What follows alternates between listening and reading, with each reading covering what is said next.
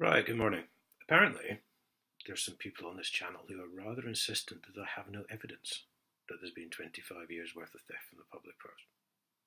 Personal admission from a man we know to be called Mr. Hogg, who resigned from the council 3 years ago on YouTube, but apparently not enough. So it's taken me a while. I've had to go through all the files and get stuff together. Now, luckily, because I didn't have these for a while, but they'd emailed them to me later on.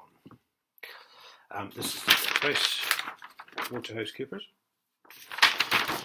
who were, probably still are, council's auditor. I've started a little bit again. I think, oh God. It's because they've emailed me and I've printed them off. I've got all double-sided.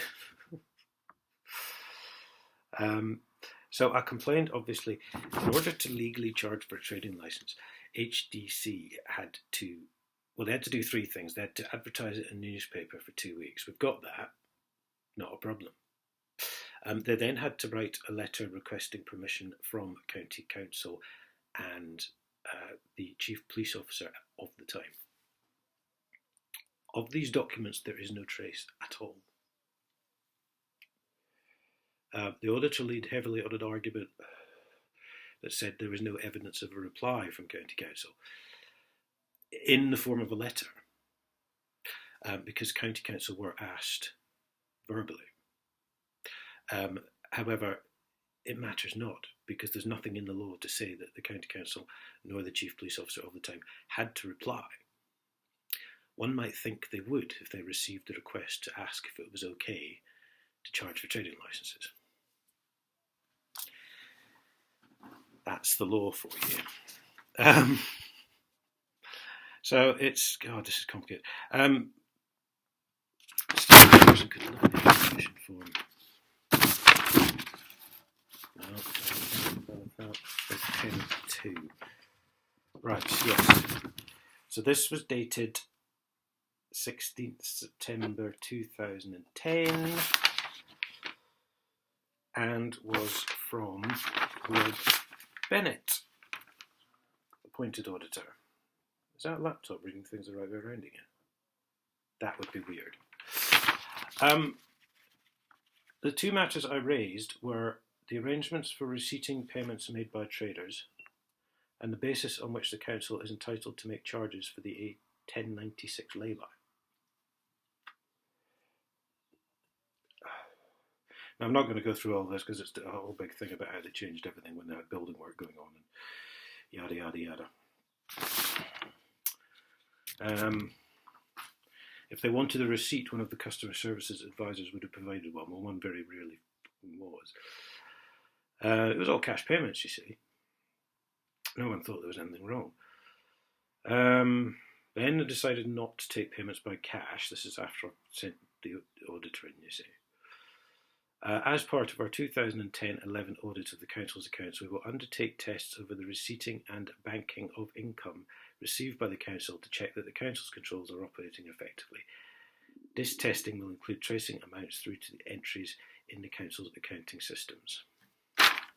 Well, they never did, as we shall get on to later.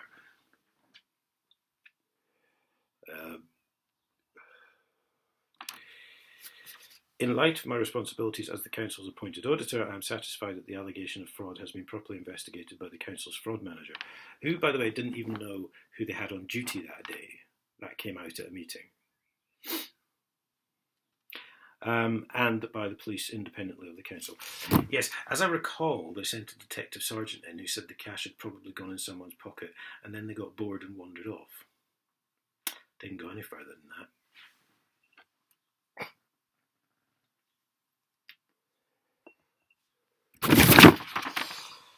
The Council's powers for charging for trading licences are set out on Schedule 4 of the Local Government Miscellaneous Provisions Act 1982. Under this legislation, the Council is permitted to designate certain streets for trading purposes and then charge trading licence fees. The Act requires the Council to obtain approval from the relevant highway authority, and this is County Council in this case. The council wrote to the county council requesting the necessary approval, but is unable to locate this letter and the county council's reply. Funny that.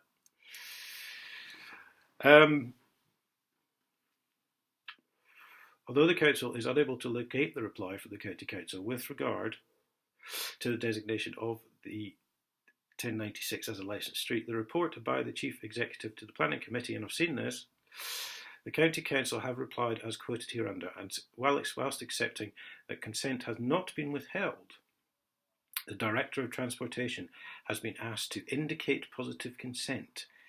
The quotation referred to is, while this council would not wish to withhold consent on county roads and thus prevent you from carrying out your members' wishes, it is not considered that a problem exists at present. There are many situations in the district that are suitable for a well-conducted mobile cafe from a highway point of view. The main criteria for prohibiting use of a site in the highway should be safety to the highway users.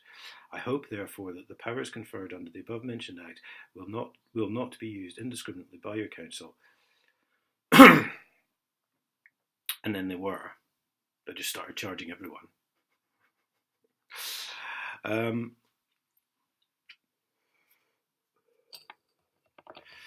On the basis of this report, the planning committee designated the A1096 as a licensed street. No letter to the police, ever. No contact with the police whatsoever. I have asked the council to obtain copies of the relevant correspondence to support its case, and I will follow this matter up as part of my 2010 and 11 audit. Never did.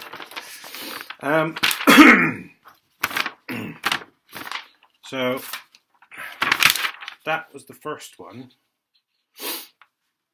They then put in a guy called Rob Bennett. So he wanted to see where the money had gone. They then put in a guy called Kieran McLaughlin, who was a director. The council's view is that the road has not been unadopted by the county council and is therefore eligible to charge trading licence fees and has been doing so since 1984. Now, unadopted means that county council still have it, so technically Huntingdonshire District Council have been subletting as well someone else's property, because the county council had no clue that this money was being taken until very recently.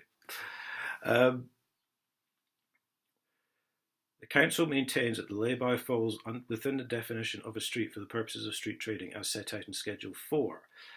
We have not identified any evidence during the course of our review that would contradict this view. No, except they haven't obeyed the law at all. So I then went to another guy called Clive Everest, who did not identify any matters which required any action. Twice, I do believe. On the 19th of May and the 15th of July.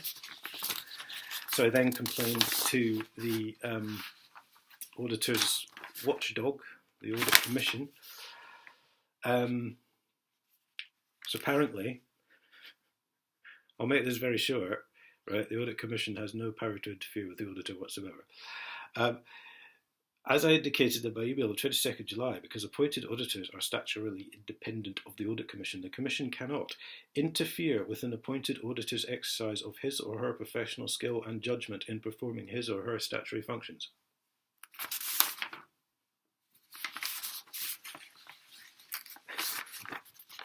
So they can't do anything, because the auditor would just turn around and went, what was it?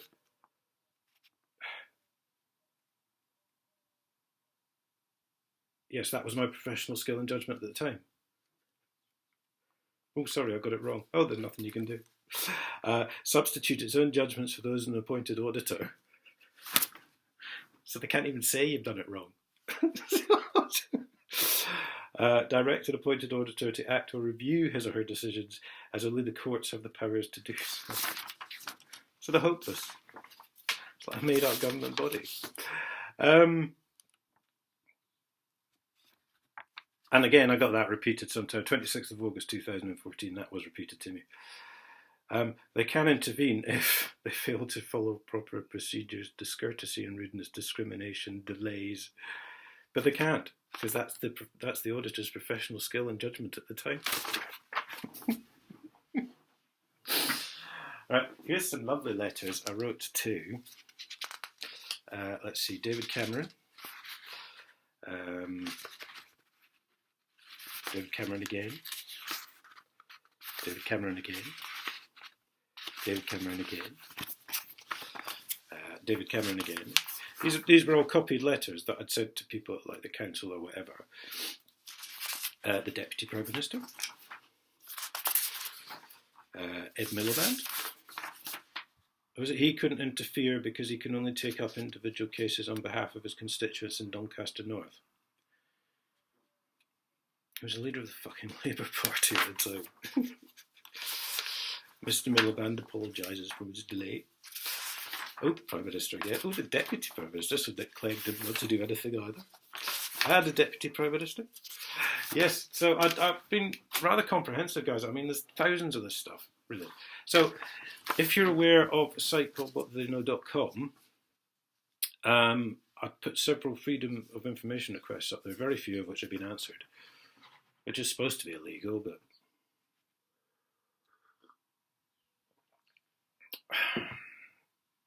There we go. So I got one back from the council about the... I asked them, are you legally entitled to charge for trading licences?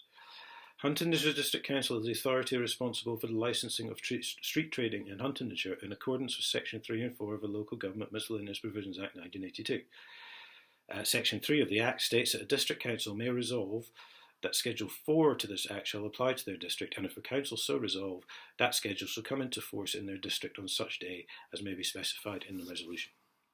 Notice was given to the Huntingdon newspaper, yes, at its meeting held on 9th of April 1984, the Planning Committee resolved to recommend the Council to adopt Schedule 4 of the Act with effect from 29th May 1984. At its meeting held on 25th April 1984, the Council adopted the report and recommendations of the Planning Committee. Once adopted, the schedule enables the Council by resolution to designate any street in the district as a prohibited street, a licensed street or a consent street. At a meeting held on 26th June 1984, the Planning Committee resolved to designate the A1096 as a licensed street with effect from 6 August 1984. Council published notice of the designation in the Hunt newspaper. Cambridgeshire Constabulary and to Cambridgeshire County Council were notified prior to the resolution. County Council might have been, verbally. They've got the record, obviously the record of that reply from County Council, but there's no letter. So, phone them up. Notified prior to the resolution being made as the consent of the Highway Authority was required. I accept after a lapse of 27 years copies of those letters have not been retained, but there is evidence of the reply from the County Council which is quoted in the committee report, and there is no reason to believe the Council failed to carry out the correct procedure in designating the street. Well, yes, there is, because think about it, guys, what happened back in the day. Everything went in a filing cabinet, didn't it? Copies of.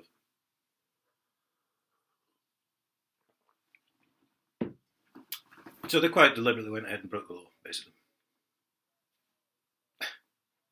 And of course, as we found out more recently, it would appear that John Major was mentioned in the FOI stuff, but we just didn't realise the level of his involvement. I presume he was steering all from the Department of Transportation or whatever they called it back there. I think that's what they said in there. Anyway, sorry if it's a bit long. 14 minutes, not too bad. That's a lot of reading. But there you have it. Unequivocal proof that the council are a bunch of lying, thieving bastards. And theft from the public purse is fine as long as your name is John Major or you're an employee of Huntingdonshire District Council, who, of course, as was confirmed by Inspector Paul Rogerson, will never be investigated for any complaint by the police. Handy that. I'll see you all later.